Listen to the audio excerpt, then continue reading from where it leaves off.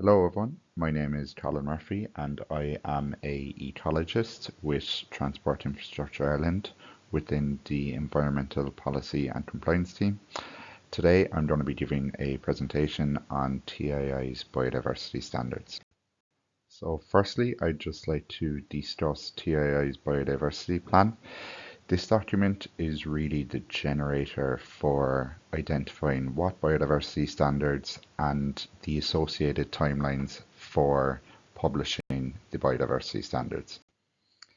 The biodiversity plan was published in October 2023, and the TII personnel that were involved in publishing the document was Vincent O'Malley, Emer Fox, Christian Nee, Sarah Jane Phelan and Robbie Watt, who is an ecologist that was seconded from WSP.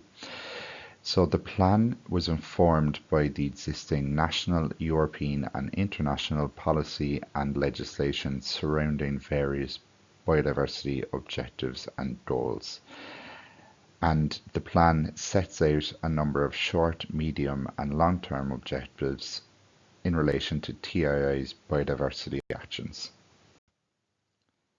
Some of the main objectives within the plan include developing and utilising biodiversity metric to demonstrate no net loss or net gain of biodiversity, and also to publish biodiversity related standards and technical documents. So the graphic here shows the 5 different objectives that are included within the biodiversity plan. And for today's presentation, I'll be focusing in on the details within Objective 2 and Objective 4. Objective 2 is to develop and update biodiversity standards and technical documents. As you can see here, there are a number of short, medium and long-term objectives. Objective 2.1 is a short-term objective, and it outlines that all new or updated standard and technical documents will be developed with consideration of potential implications for biodiversity, regardless of their technical discipline.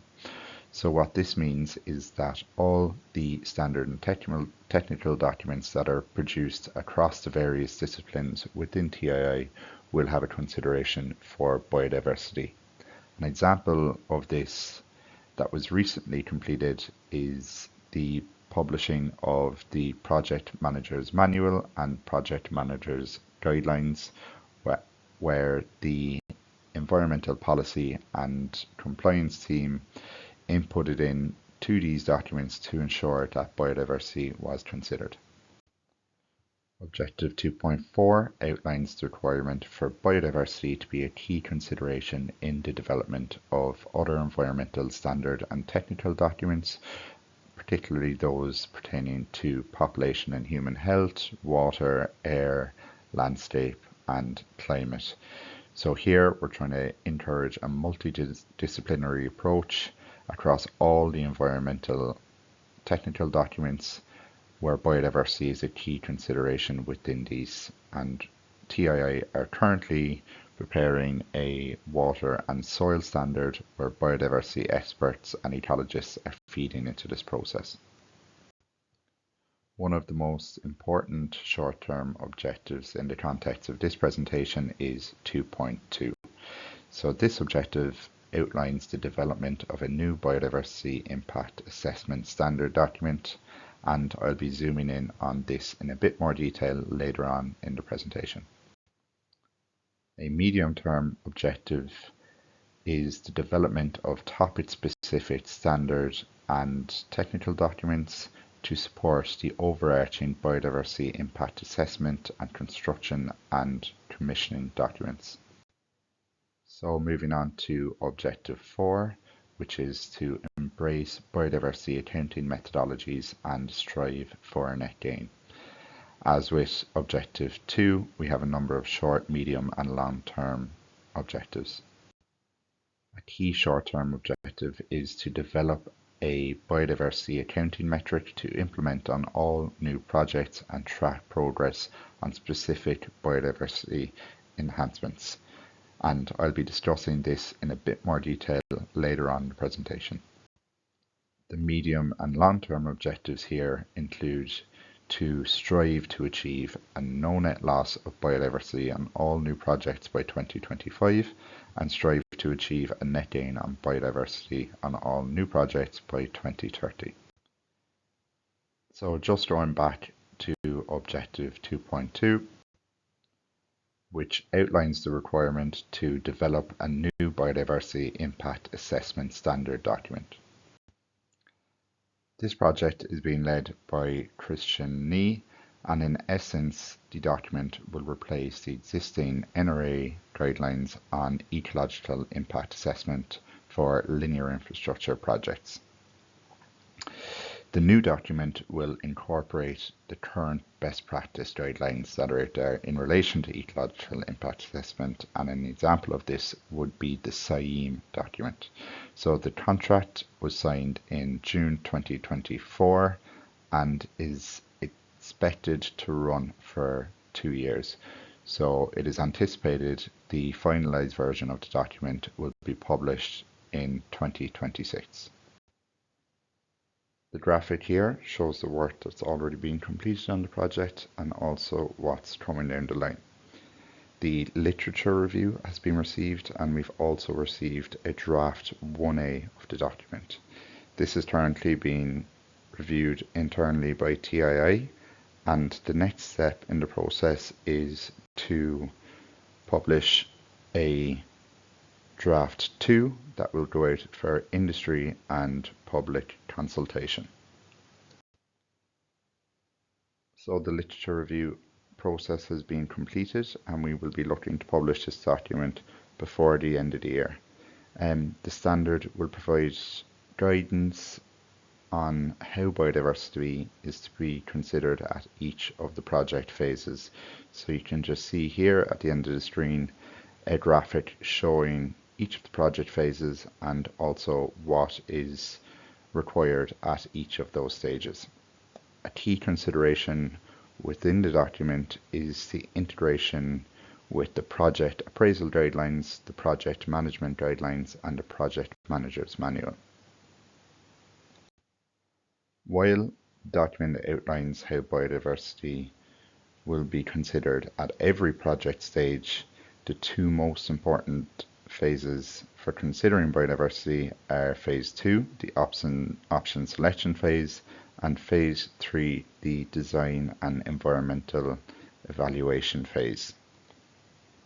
So the document will provide very detailed information and a step-by-step process on how biodiversity should be considered at both of these project phases. The document will also outline whether a standalone biodiversity impact assessment report is required, or whether the biodiversity assessment will fit into an overall environmental impact assessment report as a chapter. The standard will also encourage the application of the mitigation hierarchy, which is avoid, mitigate, and compensate. As you can see, the graphic here on the right hand side is a working draft graphic, and it just outlines how biodiversity will be assessed at each of the project phases. As I mentioned in the previous slide, the standard will outline when a formal biodiversity impact assessment is required and also what form this will take. The document will also determine the purpose of the assessment and identify the various methods and scopes which should be applied, and it will also determine the features that are to be included within the document. The graphic here on the right hand side is a working draft graphic and outlines the various steps and processes within the BIA in determining what type of BIA is required and also the information that should go into the assessment. A key change in environmental legislation was the amendment to the EIA Directive 2014, which sets out the requirement to assess the effects on all biodiversity. So what this did was shift the focus to not only assessing the effects on protected sites or listed habitats and species, but really broadening the assessment to include all biodiversity. The new standard will ensure that biodiversity as a whole is considered within the impact assessment stage. So when available, the significant test for important ecological features, which are currently referred to as key ecological receptors in the NRA guidance, will be based off the environmental protection objectives for that feature. So the EPOs for the individual features can be derived from a variety of different sources, including the conservation objectives for listed habitats and species within the Habitats Directive. And the graphic here on the right hand side just shows how the important ecological features should be brought through the impact assessment stage if they have an EPO or if they do not have an EPO. So moving on to Objective 4. As previously mentioned, Objective 4 relates to embracing biodiversity accounting methodologies and striving for biodiversity net gain. And here we have the Objective 4.1, 4.2 and 4.5 that outline the requirements to develop a biodiversity accounting metric and also striving to achieve no net loss by 2025 and striving to achieve a net gain on all new projects by 2030. On the back of those objectives, TII is currently developing a biodiversity accounting metric. This project is being led by Sarah J. Phelan and is looking to develop a biodiversity accounting metric or toolkit that's applicable to Irish biodiversities and can be used on linear infrastructure projects. The project was initiated in Q4 2023 and the main deliverables for this project will be an option selection toolkit that will fit into phase 2 and a full accounting toolkit that will be applicable to phase 3. A user guide will also be produced that will help guide the ecological practitioners or biodiversity experts in using these toolkits.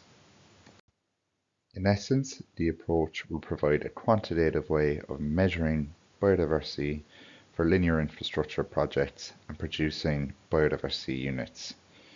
The TII biodiversity accounting metric will broadly align with the best practice guidelines that are currently out there, such as those provided by TII. The approach will be underpinned by the mitigation hierarchy of avoid, mitigate and compensate. It's important to note that the biodiversity accounting metric will be a separate process to the biodiversity impact assessment standard. However, guidance will be provided within both documents on how to apply the metric to the standard. The graphic on the left here outlines the various elements that go into creating a biodiversity unit, such as habitat area, distinctiveness, condition, and the importance of that feature in a local context. And the graphic on the right here just shows the mitigation hierarchy. And finally, moving on to Objective 2.7. 2.7 relates to the development of topic-specific standard and technical documents to support the overarching biodiversity impact assessment and construction and commissioning documents. So one of these includes the development of a BAT standard.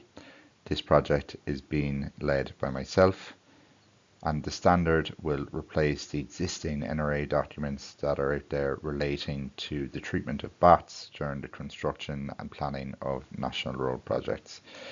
The existing documents are quite old. They date back to 2005 and 2006. So the BAT standard will be updated to align with the current industry best practice guidelines that are out there. And another reason to update the BAT standard is to address TII's objective within the Lesser Horseshoe Action Plan 2022 to 2026. So relating to this project, a task agreement is currently under development. We are also looking at progressing a biodiversity standard relating to deer. So as part of this, a pilot study was carried out along the N77, which has previously been identified as a hotspot for deer collision. An area to the south of Abbeyleats was identified as a particular hotspot for deer vehicle collision and was included within the study. So a deer management expert was brought on board, an ecologist was brought on board, and some road safety personnel were brought on board, all to feed into this pilot study. And the result included incorporating mitigation such as advanced signing and vegetation clearance along this hotspot to reduce the deer collision rates, and monitoring is currently ongoing for this. So the N77 study was used as a pilot study, but is anticipated TII will carry out an additional five case studies looking at deer collision hotspots along the national road network that will lead to the development of a deer standard. It is anticipated that the standards will look at how to identify deer collision hotspots along the national road network and what mitigation measures can be implemented to reduce deer and vehicle collision rates. So from this, we're hoping to develop a suite of standards relating to deer management that could fit into the general planning and evaluation, design or construction and commissioning standard documents. So that's the end of the biodiversity standard presentation. Thank you very much for listening, and if you have any questions related to the contents of the presentation, please feel free to contact the Environmental Policy and Compliance team within TII. Thank you.